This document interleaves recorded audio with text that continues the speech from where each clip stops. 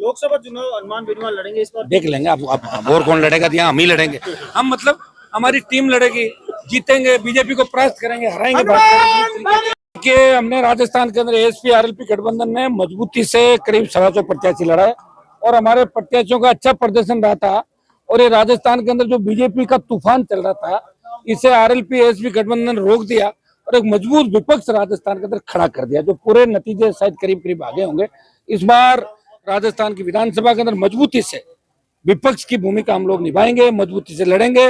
और दिल्ली में पहले भी हम लड़ाई लड़ रहे, जो हमारे इश्यू थे चुनाव के अंदर, अग्निपथ को वापस करवाना, किसानों के मुद्दे, ईआरसीपी, राजस्थान के जो मुद्दे थे, टोल मुक्त राजस्थान, फ्री बिजली, कर्ज मुक्त किसान, इनको लेके हम सड़कों में निकलेंगे। हम चुप नहीं बैठेंगे।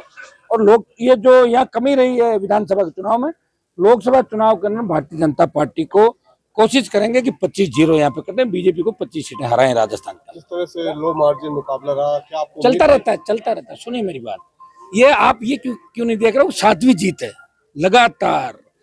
8, 13, फिर 14 लोकसभा में ज्योति मेहता की जमानत जब्त कराई थी, कांग्रेस की थी, मैं निर्दलीय था।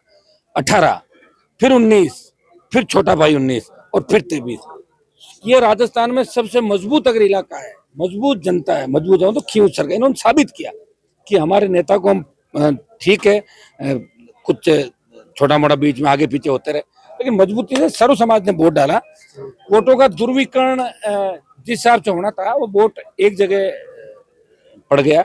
और ये कोई बीजेपी के प्रत्याशी ने वोट नहीं लिए, ये नरेंद्र मोदी से लेके, कांग्रेस से लेके, जितने भी आज तक के 50 साल में मेरे पारिवारिक 77 से हमारा परिवार लड़ रहा, पहले मूंडवा था, अब क्योंसर बन गया, तो कहीं न कहीं जिनको छोटा मोटा था, सब लोग एकजुट हो गए थे और हमारे ही पाले से जाके व्यक्ति चुनाव लड़ा।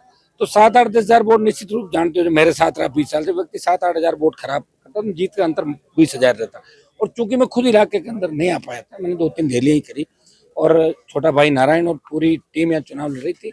अब की बार लोगों के मन में ये भी था कि कैंडिडेट गांव क्यों नहीं आ रहा, पिछली बार 18 में हमने जीता के भेज दिया, तो एक थोड़ी सी बात भी चली थी, लेकिन फिर भी संभाल लिया और चुनाव जीत के। हमारा वोट कम नहीं हुआ, वोट उसी तरह हमारा बढ़ा है।